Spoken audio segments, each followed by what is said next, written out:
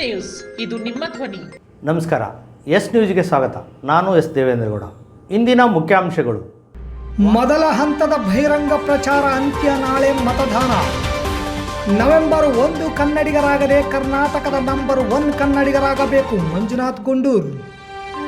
Malaria ಮುಕ್ತ ದೇಶ ಪಣ ಡಾಕ್ಟರ್ ನಾಗರಾಜ್ ಕಾಟ್ವಾ.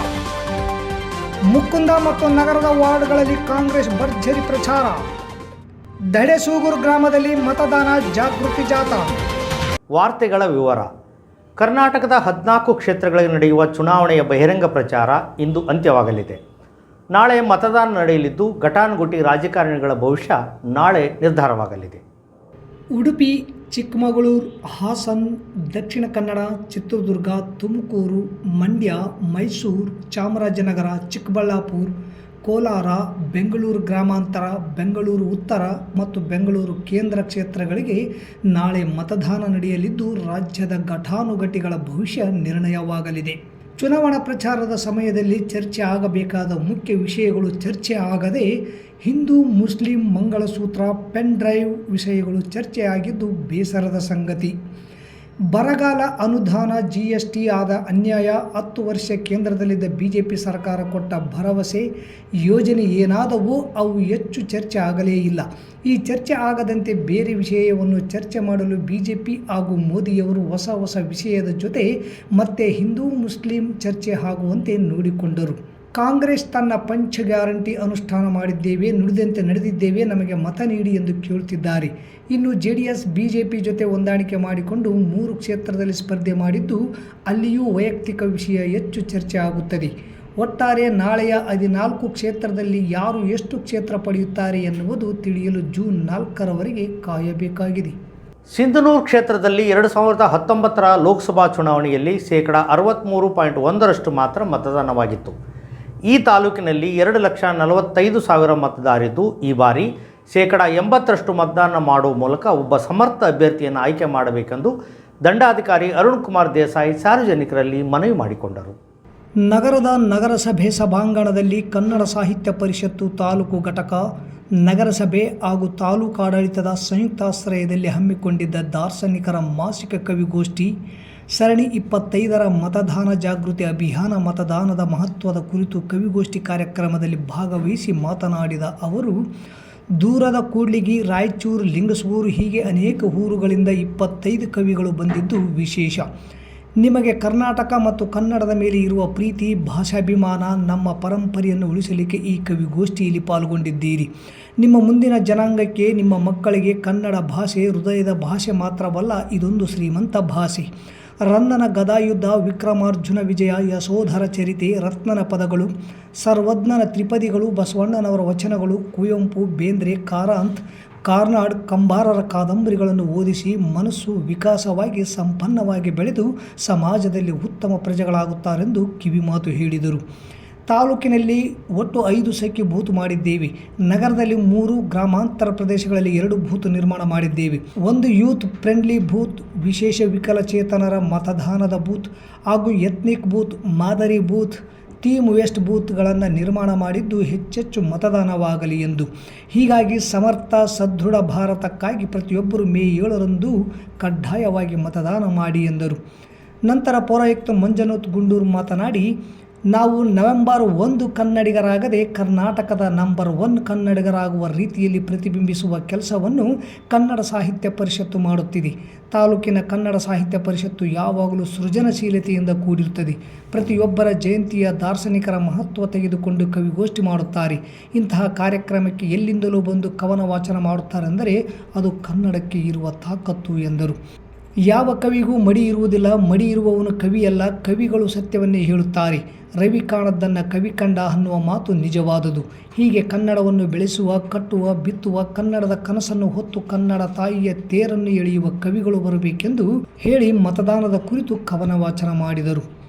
ನಂತರ ಉದ್ಘಾಟಕರಾಗಿ ಬಂದ ಸಮಾಜ ಕಲ್ಯಾಣ ಇಲಾಖೆಯ ಉಪನಿರ್ದೇಶಕರು ಹಾಗೂ ಚುನಾವಣೆ ಅಧಿಕಾರಿಗಳಾದ ಮಹೇಶ್ ಪೋತದಾರ್ ಕನ್ನಡವನ್ನು ಪ್ರತಿಬಿಂಬಿಸುವ ಕನ್ನಡ ಗೀತೆ ಮತ್ತು ಮತದಾನದ ಕುರಿತು ಸ್ವರಚಿತ ಹಾಡೊಂದನ್ನು ಹಾಡಿ ಕೇಳುಗರ ಮನಸ್ಸೂರೆಗೊಂಡರು.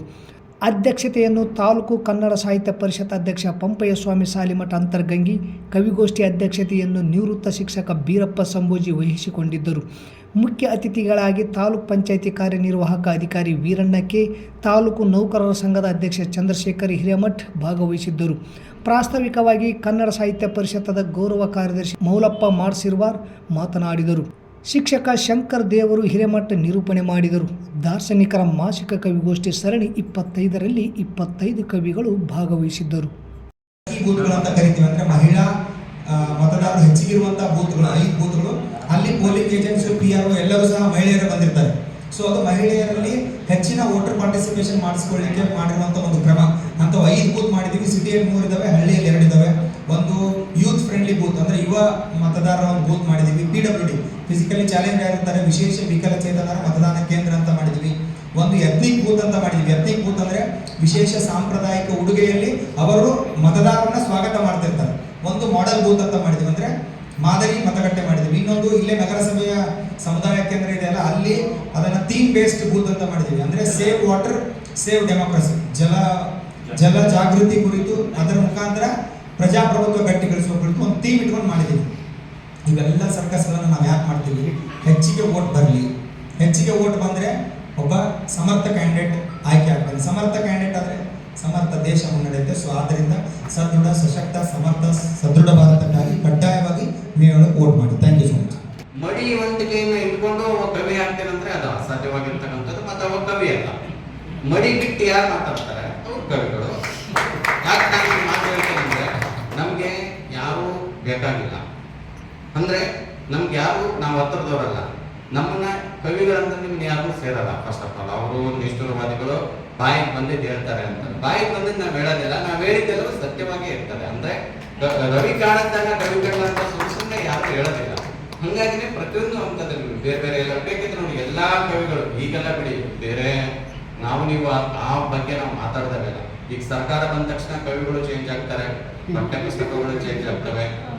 ಅದು ಬೇಡ. ನಮಗೆ ಅಂತ ಕವಿಗಳ ಅವಶ್ಯಕತೆ ಇಲ್ಲ. ನಮಗೆ ಬೇಕಾಗಿರುವಂಥದ್ದು ಕನ್ನಡವನ್ನು ಬೆಳೆಸುವ, ಕನ್ನಡವನ್ನು ಕಟ್ಟುವ, ಕನ್ನಡವನ್ನು ಬಿತ್ತುವ ಮತ್ತು ಕನ್ನಡದ ಕನಸನ್ನು ಹೊತ್ತು ಕನ್ನಡ ತಾಯಿಯ ತೇರನ್ನು ಎಳೆಯುವ ಕವಿಗಳು ಬೇಕು. ಮಲೇರಿಯಾ ಜ್ವರ ಬಂದ ತಕ್ಷಣ ನಿರ್ಲಕ್ಷ್ಯ ಮಾಡದೆ ತಕ್ಷಣದ ಹತ್ತಿರದ ಸರ್ಕಾರಿ ಆಸ್ಪತ್ರೆಗೆ ಹೋಗಿ ರಕ್ತ ಪರೀಕ್ಷೆ ಮಾಡಿಸಿಕೊಂಡು ಸೂಕ್ತ ಚಿಕಿತ್ಸೆ ಪಡೆದುಕೊಳ್ಳುವಂತೆ ನಗರದ ಸಾರ್ವಜನಿಕ ಆಸ್ಪತ್ರೆಯ ಮುಖ್ಯ ಆಡಳಿತ ವೈದ್ಯಾಧಿಕಾರಿಯಾದ ಡಾಕ್ಟರ್ ನಾಗರಾಜ್ ಕಾಟ್ವಾ ಹೇಳಿದರು. ನಗರದ ತಾಲೂಕಾ ಸರ್ಕಾರಿ ಆಸ್ಪತ್ರೆಯಲ್ಲಿ ಇಂದು ಹಮ್ಮಿಕೊಂಡಿದ್ದ ವಿಶ್ವ ಮಲೇರಿಯಾ ದಿನಾಚರಣೆ ಕಾರ್ಯಕ್ರಮ ಉದ್ಘಾಟಿಸಿ ಮಾತನಾಡಿದ ಅವರು, ಮಲೇರಿಯಾ ಸೊಳ್ಳೆಯಿಂದ ಮಲೇರಿಯಾ ಜ್ವರ ಬರುತ್ತದೆ ಎಂದರು. ಮಲೇರಿಯಾ ಸೊಳ್ಳೆ ಕಚ್ಚಿದ 15 ದಿನಗಳಲ್ಲಿ ರೋಗ ಲಕ್ಷಣಗಳು ಕಂಡುಬರುತ್ತವೆ. ಆದ್ದರಿಂದ ಮನೆ ಸುತ್ತಮುತ್ತ ಸ್ವಚ್ಛತೆ ಕಾಪಾಡುವ ಮೂಲಕ ಮಲೇರಿಯಾ ಬಾರದಂತೆ ತಡೆಗಟ್ಟುವಂತೆ ಸಾರ್ವಜನಿಕರಲ್ಲಿ ಮನವಿ ಮಾಡಿಕೊಂಡರು. ಮಲೇರಿಯಾ ಜ್ವರ ಕಂಡು ಬಂದ ತಕ್ಷಣ ಹತ್ತಿರ ಸರ್ಕಾರಿ ಆಸ್ಪತ್ರೆಗೆ ಬಂದು ರಕ್ತ ಪರೀಕ್ಷೆ ಮಾಡಿಸಿಕೊಂಡು ಉಚಿತ ಚಿಕಿತ್ಸೆಯನ್ನು ಪಡೆದುಕೊಂಡು ಮಲೇರಿಯಾ ಮುಕ್ತ ಭಾರತ ನಿರ್ಮಾಣ ಮಾಡಲು ಆರೋಗ್ಯ ಇಲಾಖೆಯ ಜೊತೆ ಸಾರ್ವಜನಿಕರು ಕೈ ಜೋಡಿಸುವಂತೆ ಮನವಿ ಮಾಡಿಕೊಂಡರು. ತಾಲೂಕು ಆರೋಗ್ಯ ಅಧಿಕಾರಿಯಾದ ಡಾಕ್ಟರ್ ಅಯ್ಯನಗೌಡ, ಜಿಲ್ಲಾ ಉಪಕ್ಷೇತ್ರ ಆರೋಗ್ಯ ಶಿಕ್ಷಣಾಧಿಕಾರಿ ಬಸಯ್ಯ, ತಾಲೂಕು ಆರೋಗ್ಯ ಕ್ಷೇತ್ರ ಶಿಕ್ಷಣಾಧಿಕಾರಿಯಾದ ಗೀತಾ ಹಿರೇಮಠ್, ಹಿರಿಯ ಆರೋಗ್ಯ ನಿರೀಕ್ಷಕರಾದ ಸಂಗನಗೌಡ ಪಾಟೀಲ್, ರಂಗನಾಥ ಗುಡಿ, ಬಸವನ್ ನರ್ಸಿಂಗ್ ಪ್ಯಾರಾಮೆಡಿಕಲ್ ಕಾಲೇಜಿನ ಶಿಕ್ಷಕರಾದ Megha, RKSK Ramanjaneya, malaria link worker Mallappa ಸೇರಿದಂತೆ ಆಶಾ ಕಾರ್ಯಕರ್ತೆಯರು, ಕಾಲೇಜಿನ ವಿದ್ಯಾರ್ಥಿಗಳು, ಆರೋಗ್ಯ ಇಲಾಖೆಯ ಸಿಬ್ಬಂದಿಗಳು ಕಾರ್ಯಕ್ರಮದಲ್ಲಿ ಪಾಲ್ಗೊಂಡಿದ್ದರು. ವಿಶ್ವ ಮಲೇರಿಯಾ ದಿನ ಅಂತ ಆಚರಣೆ ಮಾಡ್ತಾ ಇದ್ದೀವಿ. ಈ ಒಂದು ಮಲೇರಿಯಾವನ್ನು ನಿರ್ಮೂಲನೆ ಹೇಗೆ ಮಾಡಬೇಕು ಅನ್ನೋ ಉದ್ದೇಶದಿಂದ ಈ ಕಾರ್ಯಕ್ರಮವನ್ನು ಹಮ್ಮಿಕೊಂಡಿದ್ದೀವಿ.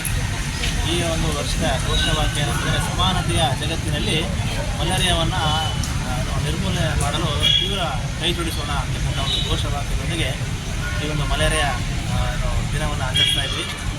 ಈ ಒಂದು ಮಲೇರಿಯಾ ಅಂದರೆ ಏನು? ಮಲೇರಿಯಾ ಅಂತಕ್ಕಂಥದ್ದು ಒಂದು ಹೆಣ್ಣು ಅನಾಫಿಲಿಸ್ ಸೊಳ್ಳೆ ಕಡಿತದಿಂದ ಬರ್ತಕ್ಕಂಥ ಒಂದು ಸಾಂಕ್ರಾಮಿಕ ರೋಗ. ಸೊ ಈ ರೋಗದಿಂದ ಏನಾಗುತ್ತೆ, 7 ಮತ್ತು 7ರಿಂದ 14 ದಿನದೊಳಗಡೆ ಏನಾಗುತ್ತೆ, ಸೊಳ್ಳೆ ಕಚ್ಚಿದ ಮೇಲೆ ಅವರಿಗೆ ರೋಗ ಲಕ್ಷಣಗಳು ಅದಕ್ಕೆ ಶುರುವಾಗ್ತವೆ. ಅಂದರೆ ಜ್ವರ ಇರ್ಬೋದು, ತಲೆನೋವು ಇರ್ಬೋದು, ಅಥವಾ ಮೈಕೈ ನೋವು ಇರ್ಬೋದು, ಕೆಲವೊಮ್ಮೆ ವಾಂತಿ ಇರ್ಬೋದು, ಅಥವಾ ಬೇರೆ ಆಗ್ಬೋದು. ಕೊಪ್ಪಳ ಲೋಕಸಭಾ ಕ್ಷೇತ್ರದ ಕಾಂಗ್ರೆಸ್ ಪಕ್ಷದ ಅಭ್ಯರ್ಥಿ ರಾಜಶೇಖರ್ ಹಿಟ್ನಾಳ್ ಪರ ಕೆಪಿಸಿಸಿ ಪ್ರಧಾನ ಕಾರ್ಯದರ್ಶಿ ಬಸವನಗೌಡ ಬಾದಿರ್ಲಿ ಸೇರಿದಂತೆ ಕಾಂಗ್ರೆಸ್ನ ಮುಂಚೂಣಿ ಮುಖಂಡರು ತಾಲೂಕಿನ ಮುಕುಂದ ಗ್ರಾಮದಲ್ಲಿ ಭರ್ಜರಿ ಪ್ರಚಾರ ನಡೆಸಿದರು. ಕಾಂಗ್ರೆಸ್ ಕಾರ್ಯಕರ್ತರು, ಅಭಿಮಾನಿಗಳು, ಬೆಂಬಲಿಗರು ಹಾಗೂ ಸಾರ್ವಜನಿಕರ ಸಭೆಯಲ್ಲಿ ಕೈ ಅಭ್ಯರ್ಥಿ ಹಿಟ್ನಾಳ್ ಅವರಿಗೆ ಮತ ಚಲಾಯಿಸುವ ಮೂಲಕ ಅಭಿವೃದ್ಧಿ ಕೆಲಸ ಕಾರ್ಯಗಳನ್ನು ಕೈಗೊಳ್ಳಲು ಬಲ ನೀಡುವಂತೆ ಮನವಿ ಮಾಡಿದರು. ನಗರದ ವಾರ್ಡ್ ನಂಬರ್ 25, 26, 27 ಮತ್ತು 28ರ ವ್ಯಾಪ್ತಿಯಲ್ಲಿ ಕಾರ್ಯಕರ್ತರ ಸಭೆ ಹಮ್ಮಿಕೊಳ್ಳುವ ಮೂಲಕ ಮತಯಾಚನೆ ಮಾಡಲಾಯಿತು. ಈ ಸಂದರ್ಭದಲ್ಲಿ ಗ್ರಾಮೀಣ ಬ್ಲಾಕ್ ಕಾಂಗ್ರೆಸ್ ಸಮಿತಿ ಅಧ್ಯಕ್ಷ ಶಿವಕುಮಾರ್ ಜವಳಿ, ವೆಂಕಟೇಶ್ ರಾಗಲ್ಪರ್ವಿ, ದಾದಾಪೀರ ದಡೆಸೂಗೂರ್, ಜಾವೇದ್ ಸಾಲ್ಗುಂದ, ಯೂನುಸ್ ಪಾಷಾ ದಡೆಸೂಗೂರ್, ಅಮರೇಶ್ ಗಿರ್ಜಾಲಿ, ಸಫಿಯುಲ್ಲಾ ಸಾಲ್ಗುಂದ ಹಾಗೂ ಗೊರೆಬಾಳ್ ಗ್ರಾಮ ಪಂಚಾಯತ್ ವ್ಯಾಪ್ತಿಯ ಗ್ರಾಮಗಳ ಮುಖಂಡರು, ಕಾರ್ಯಕರ್ತರು, ಅಭಿಮಾನಿಗಳು, ಪದಾಧಿಕಾರಿಗಳು ಸೇರಿದಂತೆ ನಗರದ ವಿವಿಧ ವಾರ್ಡ್ಗಳ ಮುಖಂಡರು, ಮತದಾರರು ಇದ್ದರು. ಲೋಕಸಭಾ ಚುನಾವಣೆಯಲ್ಲಿ ತಪ್ಪದೇ ಮತದಾನ ಮಾಡುವಂತೆ ತಾಲೂಕಾ ಕ್ಷೇತ್ರ ಆರೋಗ್ಯ ಶಿಕ್ಷಣಾಧಿಕಾರಿ ಗೀತೆ ಹಿರೇಮಠ್ ಸಾರ್ವಜನಿಕರಲ್ಲಿ ಅರಿವು ಮೂಡಿಸಿದರು. ತಾಲೂಕಿನ ದಡೆಸೂಗೂರು ಗ್ರಾಮ ಪಂಚಾಯಿತಿ ಹಾಗೂ ಆರೋಗ್ಯ ಇಲಾಖೆ ಸರ್ಕಾರಿ ಶಾಲೆ ವತಿಯಿಂದ ಹಮ್ಮಿಕೊಂಡಿದ್ದ ಮತದಾನ ಜಾಗೃತಿ ಜಾಥಾ ಕಾರ್ಯಕ್ರಮ ಉದ್ಘಾಟಿಸಿ ಮಾತನಾಡಿದ ಅವರು, ಯಾವುದೇ ಆಶೆ ಆಮಿಷಗಳಿಗೆ ಒಳಗಾಗದೆ ನಿರ್ಭಯದಿಂದ ಮತದಾನ ಮಾಡಬೇಕು ಎಂದರು. ಗ್ರಾಮದ ವಿವಿಧ ವಾರ್ಡ್ಗಳಲ್ಲಿ ಮತದಾನ ಜಾಗೃತಿ ನಡೆಸುವ ಮೂಲಕ ಜನರಲ್ಲಿ ಜಾಗೃತಿ ಮೂಡಿಸಲಾಯಿತು. ಮತದಾನ ಪವಿತ್ರವಾಗಿದೆ. ಯಾವುದೇ ಕಾರಣಕ್ಕೂ ತಪ್ಪದೆ ಮತಗಟ್ಟೆಗೆ ಹೋಗಿ ಮತದಾನ ಮಾಡುವ ಮೂಲಕ ನಿಮ್ಮ ಹಕ್ಕನ್ನು ಚಲಾಯಿಸಬೇಕು ಎಂದರು. ತಾಲೂಕು ಪಂಚಾಯಿತಿ ಸಿಇಒ ರವಿಕುಮಾರ್, ಗ್ರಾಮ ಪಂಚಾಯಿತಿ PDO ಸಿದ್ದಮ್ಮ, ಮುಖ್ಯ ಗುರುಗಳಾದ ಪಾಂಡುರಂಗರಾವ್, ವೆಂಕಟರೆಡ್ಡಿ, ರಾಮಕೃಷ್ಣ, ಸಹ ಶಿಕ್ಷಕರಾದ ಕೆ ಮೂರ್ತಿ, ಸುನೀತಾ, ಅಂಬಮ್ಮ, ಕರ ವಸೂಲಿಗಾರ ಉಮಾಶಂಕರಯ್ಯ ಸ್ವಾಮಿ ಸೇರಿದಂತೆ ಆಶಾ ಅಂಗನವಾಡಿ ಕಾರ್ಯಕರ್ತೆಯರು, ಶಾಲಾ ಮಕ್ಕಳು, ಸಾರ್ವಜನಿಕರು ಮತದಾನದ ಜಾಗೃತಿ ಜಾಥಾದಲ್ಲಿ ಪಾಲ್ಗೊಂಡಿದ್ದರು. ಮತ್ತೊಮ್ಮೆ ಮುಖ್ಯಾಂಶಗಳು. ಮೊದಲ ಹಂತದ ಬಹಿರಂಗ ಪ್ರಚಾರ ಅಂತ್ಯ ನಾಳೆ. ಮತದಾನ ನವೆಂಬರ್ 1 ಕನ್ನಡಿಗರಾಗದೆ ಕರ್ನಾಟಕದ ನಂಬರ್ 1 ಕನ್ನಡಿಗರಾಗಬೇಕು. ಮಂಜುನಾಥ್ ಗುಂಡೂರ್. ಮಲೇರಿಯಾ ಮುಕ್ತ ದೇಶ ಪಣ ಡಾಕ್ಟರ್ ನಾಗರಾಜ್ ಕಾಟ್ವಾ. ಮುಕುಂದ ಮತ್ತು ನಗರದ ವಾರ್ಡ್ಗಳಲ್ಲಿ ಕಾಂಗ್ರೆಸ್ ಭರ್ಜರಿ ಪ್ರಚಾರ. ದಡೆಸೂಗೂರು ಗ್ರಾಮದಲ್ಲಿ ಮತದಾನ ಜಾಗೃತಿ ಜಾಥಾ. ಇಲ್ಲಿಗೆ ವಾರ್ತಾ ಪ್ರಸಾರ ಮುಕ್ತಾಯವಾಯಿತು. ನಿರಂತರ ಸುದ್ದಿಗಾಗಿ ವೀಕ್ಷಿಸಿ ಎಸ್ ನ್ಯೂಸ್. ಇದು ನಿಮ್ಮ ಧ್ವನಿ. ನಮಸ್ಕಾರ.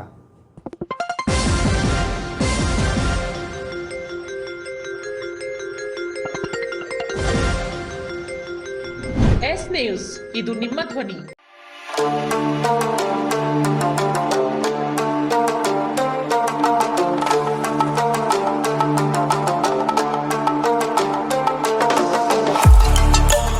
ಕೇಂದ್ರ ಮತ್ತು ರಾಜ್ಯ ಸರ್ಕಾರದಿಂದ ಮಾನ್ಯತೆ ಪಡೆದ ಸಂಸ್ಥೆ Sunrise group of institute Sindhanur. ನಿಮ್ಮ ಮಕ್ಕಳ ಉಜ್ವಲ ಭವಿಷ್ಯಕ್ಕಾಗಿ Sunrise college of pharmacy, school of nursing ಮತ್ತು ಪ್ಯಾರಾಮೆಡಿಕಲ್ ಕಾಲೇಜ್ ಸಿಂಧನೂರು ಈ ಸಂಸ್ಥೆಗೆ ಒಮ್ಮೆ ಭೇಟಿ ನೀಡಿ. ಈ ಸಂಸ್ಥೆಯಲ್ಲಿರುವ ಕೋರ್ಸ್ಗಳು ಬಿ ಫಾರ್ಮಸಿ ವಿದ್ಯಾರ್ಹತೆ PUC ಮತ್ತು ಸೈನ್ಸ್ ಪಾಸ್, ಅವಧಿ 2 ವರ್ಷ. ನರ್ಸಿಂಗ್ GNM PUC ಕಲಾ ವಿಜ್ಞಾನ ವಾಣಿಜ್ಯ ಪಾಸ್, ಅವಧಿ 3 ವರ್ಷ. ಪ್ಯಾರಾಮೆಡಿಕಲ್ DMLT ಮತ್ತು DHI ವಿದ್ಯಾರ್ಹತೆ SSLC ಅಥವಾ PUC ವಿಜ್ಞಾನ, ಅವಧಿ 3 ವರ್ಷ. ಸಂಸ್ಥೆಯ ವಿಶೇಷತೆಗಳು: ಅನುಭವಿ ಉಪನ್ಯಾಸಕರಿಂದ ಬೋಧನೆ, ಪ್ರತಿ ಶನಿವಾರ ತಜ್ಞ ವೈದ್ಯರಿಂದ ವಿಶೇಷ ಉಪನ್ಯಾಸ, ಸುಸಜ್ಜಿತ ಕಟ್ಟಡ, ಸ್ಮಾರ್ಟ್ ಕ್ಲಾಸಸ್, CC ಕ್ಯಾಮೆರಾ ಅಳವಡಿಕೆ, ವಿದ್ಯಾರ್ಥಿಗಳಿಗಾಗಿ ಕಲಿಕಾ ಅನುಭವಕ್ಕಾಗಿ ಸಿಂಧನೂರು ಹಾಗೂ ವಿವಿಧ ನಗರದ ವೈದ್ಯರಿಂದ ಉಚಿತ ಆರೋಗ್ಯ ತಪಾಸಣಾ ಶಿಬಿರದ ಮೂಲಕ ವಿದ್ಯಾರ್ಥಿಗಳಿಗೆ ವಿಶೇಷ ಕಲಿಕಾ ಅನುಭವ. ಪ್ರವೇಶಕ್ಕಾಗಿ ಹಿಂದೆ ಭೇಟಿ ನೀಡಿ. ಇರ್ಫಾನ್ ಕೆ ಅಧ್ಯಕ್ಷರು, Sunrise group of institute, Renuka Yellamma ದೇವಸ್ಥಾನದ ಹತ್ತಿರ, ವಾಸವಿ ಗುಡಿ ಎದುರುಗಡೆ, ರಾಯಚೂರು ರಸ್ತೆ, ಸಿಂಧನೂರು. Pin number 514728.